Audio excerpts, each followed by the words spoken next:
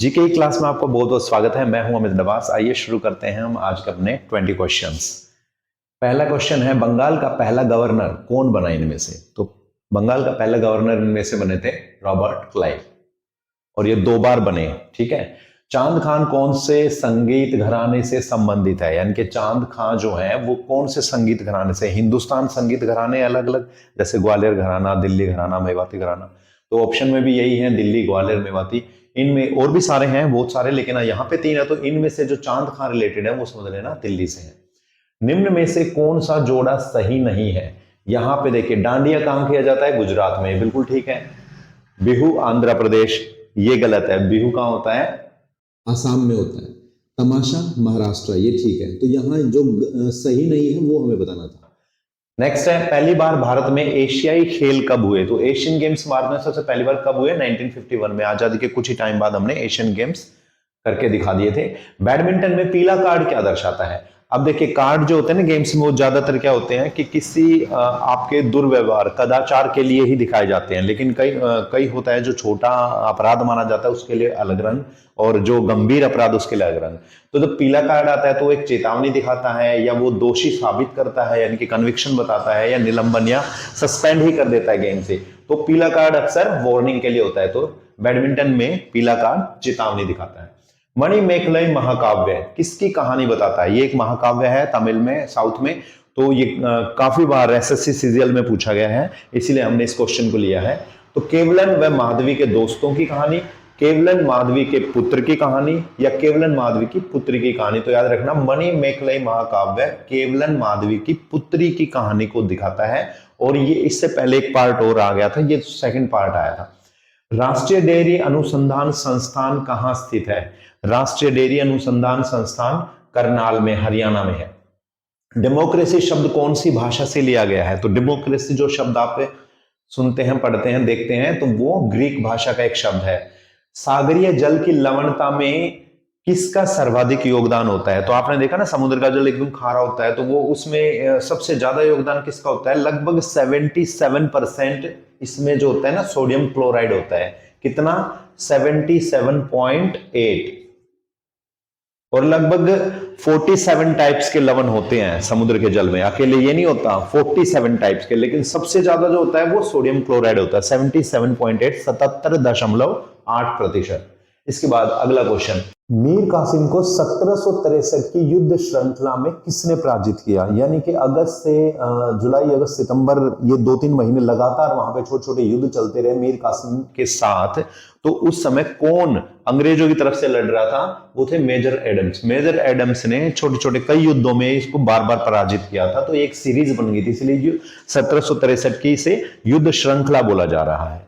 इसके आगे है 1984 में जो भोपाल गैस त्रासदी हुई, वहां पे भोपाल गैस त्रासदी हुई मध्य प्रदेश में। तो कौन सी फैक्ट्री में ये दुर्घटना हुई थी? तो उस फैक्ट्री का नाम पूछा है। इस क्वेश्चन को कई बार घुमा के देता है, एसएससी सीजीएल में बहुत बार आया। यूपीएल लिमिटेड, भारत रसायन, या यूनियन कार्बाइड? तो ये याद रखना, फैक्ट्री जो थी ना वो यूनियन कार्बाइड थी। जिस गैस का रिसाव हुआ था वो थी मिथाइल आइसोसाइनेट। कौन सी? Methyl isocyanate. निम्नलिखित में से किसे तिब्बती नववर्ष के रूप में मनाया जाता है? तिब्बत में नववर्ष के रूप में किसे मनाया जाता है? मुरुंग मायोको नहीं, ये इंडिया में मनते हैं। लोसर, लोसर इसका आंसर है। कौन से भारतीय संगीतकार ने 2014 नोबेल शांति पुरस्कार समारोह में शांति राग का प्रदर्शन किया? जो नोबेल पुरस्कार दिए गए 2014 में, वहां पे एक पीस राग वहां पर किसने प्रेजेंट किया? इनमें से ए आर रहमान, अमजद अली खान, बुद्धदेव दास गुप्ता। तो किसने? अमजद अली खान, इन्होंने किया था। इनके दोनों बेटे गए थे, ये गए थे। नेक्स्ट है, विश्व जल दिवस कब मनाया जाता है? विश्व जल दिवस कब मनाया जाता है? तो याद रखेंगे 22 मार्च को मनाया जाता है। पूछे कि पहली बार कब मनाया गया, तो 22 मार्च 1992 में पहली बार विश्व जल दिवस मनाया गया था। नेक्स्ट है, एपिको आंदोलन किस वर्ष शुरू हुआ? एपिको, एपिको ऐसा आपने नाम एक और सुना होगा, चिपको, ठीक है। तो ये उसी से इंस्पायर होके था, और ये था, इसकी शुरुआत हुई थी 1983 में। 1983 में इसकी शुरुआत हुई थी। किसने शुरुआत की थी? पांडुरंग हेगड़े, नाम भी याद रख लेना। एपिको आंदोलन जो था ये कर्नाटका में हुआ, कर्नाटका में शुरू हुआ और उसकी शुरुआत वहां पे करने वाले फाउंडर, इनिशिएट तो कोई करता है ना, तो इनिशिएटर इसके कौन थे वहां पे? पांडुरंग हेगड़े थे। ये जो ईयर लिखा है 1973, इसमें कौन सा होता? चिपको आंदोलन। चिपको आंदोलन के साथ किसका नाम जुड़ता है? सुंदरलाल बहुगुणा। मैं नाम लिख देता हूं, सुंदरलाल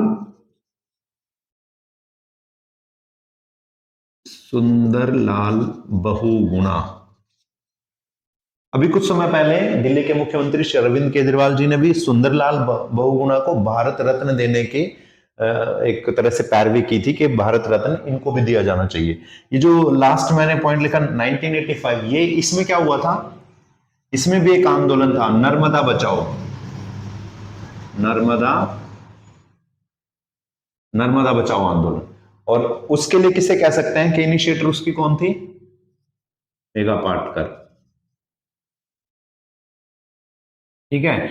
और यहां एपिको के पांडुरंग हेगड़े, पांडुरंग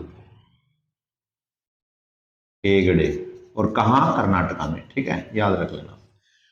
इनमें से कौन भारत दुर्दशा नाटक के रचयिता थे? भारत दुर्दशा नाटक के रचयिता इनमें से कौन थे, ये पूछा गया। तो इसमें थे ऑप्शन है महात्मा गांधी, दीनबंधु मित्रा, भारतेंदु हरिश्चंद्र। तो भारतेंदु हरिश्चंद्र इन्हीं को भारत दुर्दशा नाटक के रचयिता मानते हैं। और इसके अलावा जो मॉडर्न इंडियन लिटरेचर है, इंडियन लिटरेचर के फादर भी भारतेंदु हरिश्चंद्र को माना जाता है। इंडियन थिएटर के भी जनक यही है।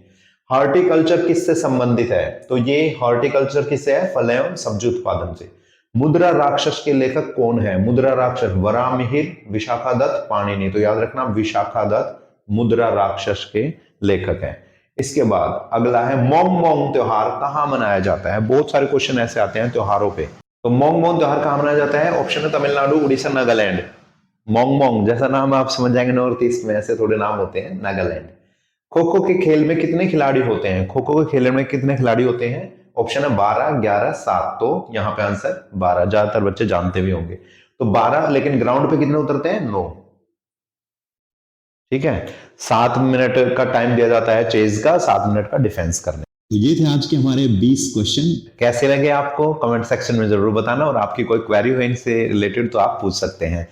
वीडियो देखने के लिए आपका बहुत बहुत धन्यवाद। जय हिंद, जय भारत।